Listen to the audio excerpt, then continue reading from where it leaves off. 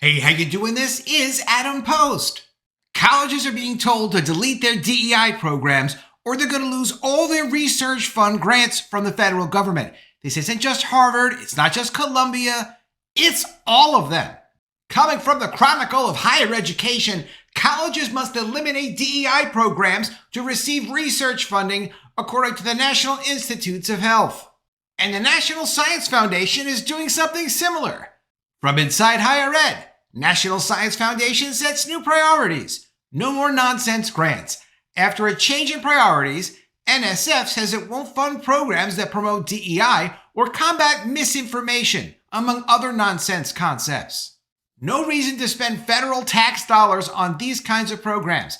And if the colleges want to push their own progressive agenda, they can do it without research grants. At least grants from the federal government. The National Institutes of Health has announced what it's framing as a new ultimatum for research universities. Certify that you don't operate diversity, equity, and inclusion programs or lose all funding and access to future grants. Well, that sounds fair. If you think about it, it's not that big of an ask. All they're saying is stop breaking the law if you want to do business with the federal government. The policy change is the Trump administration's latest strike against diversity efforts. Colleges maintain DEI offices and initiatives to try to create a more welcoming campus, but federal officials have argued that many such programs are discriminatory. Well, if they're only available for certain students, that is the definition of discriminatory. The NIH revised policy applies to new, renewing, and continuing research awards, according to the agency. Colleges that are not in compliance or fail to dismantle DEI activities will have previously disbursed funding revoked. The change dated Monday appears to have taken effect immediately.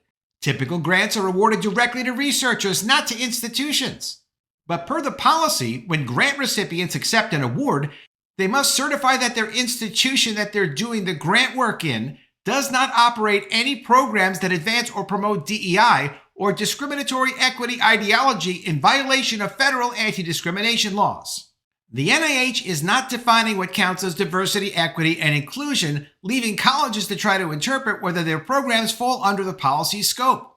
And that's a brilliant legal move. You know what you need to do and what you don't have the permission to do if you're taking federal money. Don't make us try to come up with a definition so you can try to work around that definition and then maybe get that in front of a court and have a court agree with you because they're also ideological. No, you want to play games with the federal government, you want to play games with these illegal programs, you're going to be held accountable for it now. And if you think you can break this law, and if you think you can take the grant money and just cheat on the side, wait till you see what happens. Because they're not only going to get their funds cut off, but they're going to get that money requested to be returned to the federal government. The feds aren't playing around here. Jonathan Fansmith, Senior Vice President of Government Relations and National Engagement at the American Council on Education, wrote in a statement to the Chronicle that the NIH's new policy echoes earlier anti-DEI guidance from the Trump administration. The Education Department in February made sweeping pronouncements about DEI efforts, declaring as illegal, in the view of the Department of Education, all aspects of student, academic, and campus life that operate based on race or identity. A second document issued in March softened that stance and offered a few examples of programs that would be acceptable. Many colleges have altered or eliminated DEI offices and activities in response to Trump's directives. But Fansmith ain't happy. He wrote that colleges' efforts to promote diversity are already in compliance with anti-discrimination laws because those statutes have not changed under Trump. And that's because it's the interpretation of the statutes that matters. If the federal government says, we've looked at the statutes, we've looked at what people are doing out in the world, and we decide that this looks illegal to us, so don't do things that are illegal based on our interpretations. If the prior administration did not agree with that, that actually counts for pretty much nothing. The current administration is going to tell you how they're interpreting the law and what actions they're going to take based on those interpretations. According to the NIH, grant recipients, typically individual researchers, also must certify that their institutions do not engage in a discriminatory prohibited boycott, which is defined as refusing to deal or otherwise limiting commercial relations specifically with Israeli companies or with companies doing business in or with Israel or authorized by, licensed by, or organized under the laws of Israel to do business. Why Israel? Well, The Trump administration has been leveraging anti-Semitism to shake up all of these colleges. We know about the riots after October 7th. We know about Columbia University having more than 50% international students. Harvard has 27% or more are international students. There's been something going on the campuses, and sure, it's anti-Semitism, but it's more than just that. It's also somehow tied in with this woke ideology. What the Trump administration is doing is saying, look, stop it already. If you're attracted to these schools because you want to try to accomplish these things, those movements are going to get squashed, or you're not going to get research funding. In spring of 2024, protesters at over 100 college campuses began encampments to call for divestment from companies with ties to Israel. Very few colleges altered their investment policies in response. No institutional facility fully endorsed a boycott of Israel. Next time, of course, they would have. And it's not about protecting Israel. It's about taking the power away from what looks like to be a lot of foreign students coming over and taking over our culture with this invasion of these international universities. And I'm all for letting people come from all over the world and try to assimilate in and contribute to American culture. But I'm not for these violent, wild, crazy protests, DEI, progressive nonsense that has gotten way too out of control in all of these colleges and universities that we are funding and can only exist because we are funding with our tax dollars. The Trump administration has for months leveraged NIH funding as a tool. Its federal task force on combating anti-Semitism has gone after colleges that allegedly failed to keep Jewish students safe, which of course they did. We all saw the videos. We know what happened after the October 7th attacks from Gaza. In March, the Trump administration froze $400 million in federal funding, including $250 million in contracts and grants from the NIH to Columbia University, citing anti-Semitism concerns. Columbia made policy changes to try to appease federal officials, but has yet to have its funding restored. Although Columbia has also started to back away from what they agreed to do, so now they're in a new conflict with the federal government. Harvard University became the Trump administration's next target. The Trump administration demanded Harvard ban all DEI programming and submit to federal oversight of admissions and hiring. The university announced it would not comply with the administration's orders and has since lost $2.2 billion in federal funding. And there's an exclusive article out from the Wall Street Journal saying there was another billion that was frozen. On Monday, Harvard sued the administration over the cuts. Harvard's claim that it's a First Amendment right to run their university any way that they want to, whether it's legal or not, and you're still at the federal government required to give them as much money essentially as they want. You have to give them grants, you have to give them contracts, and not even question what they're doing because essentially they're entitled to do whatever they want. They will permit the federal government to pursue any problems or issues that the federal government has with how they're operating the university, but they need to do it on a timetable that fits the university. That's Harvard's point of view in their lawsuit. According to an internal email circulated by several news outlets, the NIH has been instructed not to make payments to any of the 7 universities whose funds have been frozen. The anti-DEI policy is among the NIH's efforts to curtail funding more broadly. In February, the agency announced it would limit indirect cost reimbursements to 15% of grants value. At Harvard, it goes up to as much as 69% of grant value. So when you hear the Harvard people going and saying, oh, you know what? You're going to lose cancer research money. Well, 69% of it is not actually going directly to the cancer research. 69% goes to their bloated overhead and their bureaucratic salaries and to, of course, help pay for these DEI programs.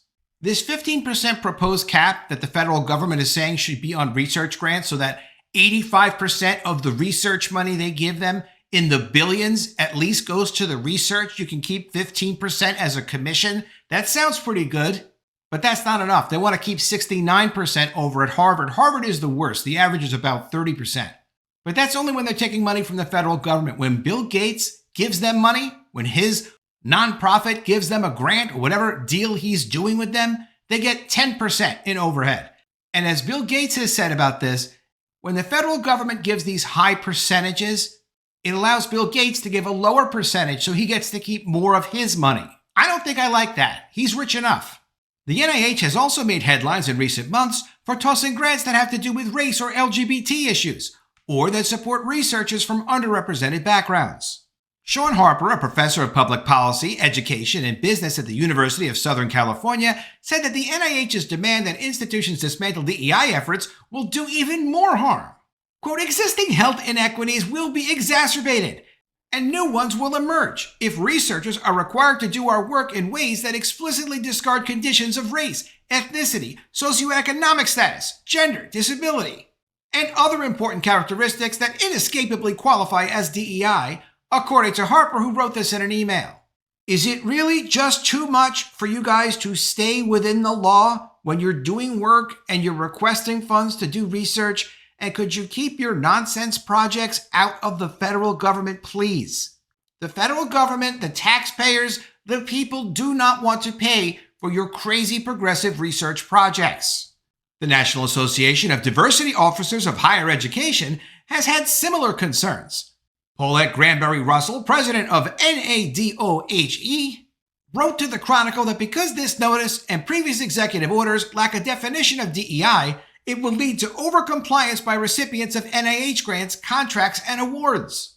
Yes, that's the idea. Overcompliance. Don't request money that you know you ought not to be getting. Don't try to work around some specific definition so you can cheat and come up with some new crazy category and try to trick the federal government and the American people into paying for it. Better to be on the safe side. Stop it already with the DEI research programs. Well, we're concerned not only with the vagueness of the provisions that are now being incorporated into the NIH notice, but also concerned that research will no longer be conducted that may, for example, benefit communities that have been unresourced and underserved and perpetuate needless inequities, according to Granberry Russell. And the National Science Foundation has had it. They're not going to be financing your nonsense grants anymore. The National Science Foundation is changing its priorities and cutting hundreds of grants in order to get in line with the Trump administration's crusade against diversity, equity, and inclusion. The agency, which focuses on non-medical sciences and engineering, and can you imagine what some of those non-medical sciences are, so to speak? We'll get to it. But the agency has spent decades trying to attract more women and racial minorities to STEM professions and to improve scientific media literacy. But in a statement released Friday, the NSF said those efforts are no longer consistent with its mission. Quote, research projects with more narrow impact limited to subgroups of people based on protected class or characteristics do not effectuate NSF priorities, according to the agency's director, and I'm not going to be able to pronounce his name. All right, I'll try. Sethuraman Panchamanathan. But I agree with Sethuraman. He's got the right point of view. No, you don't need to focus on getting women tricked into going into fields they're not interested in or minorities to go into fields that they're not interested in. Whoever's interested will be passionate. They'll pursue the field. They don't need special grant funding to try to accomplish that. An attached fact document also noted the NSF will not support research with the goal of combating misinformation, disinformation, and malinformation, as it would unconstitutionally abridge the free speech of any American citizen. All awards that are not aligned with the NSF's mission on either front have been terminated, according to the fact sheet.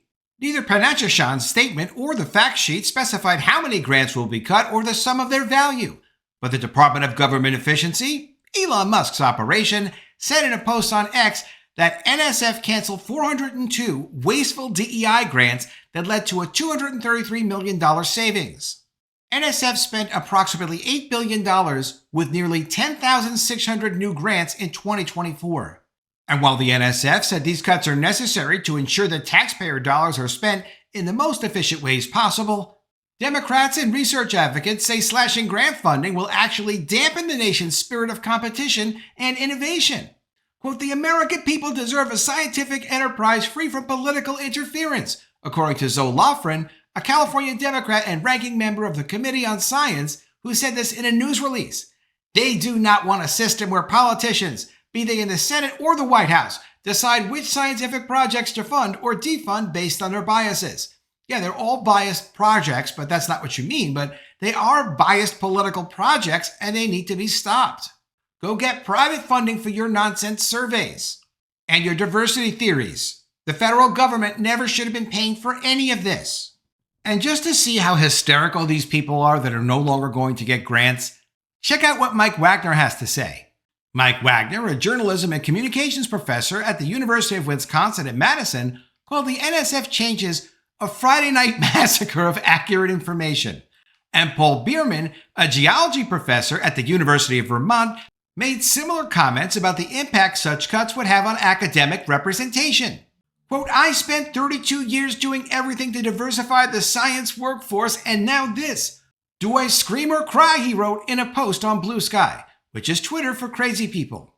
Another one of these guys comments the fact that one political action can suddenly terminate a whole collection of grants will discourage a lot of future scientists from joining the academic workforce and will lead to the complete gutting of America's scientific enterprise.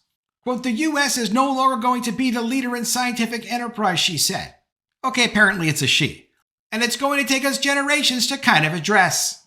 If the U.S. government actually spends its research grants on legitimate research, I think we're going to be a lot better off in the future. I'm not that worried for science.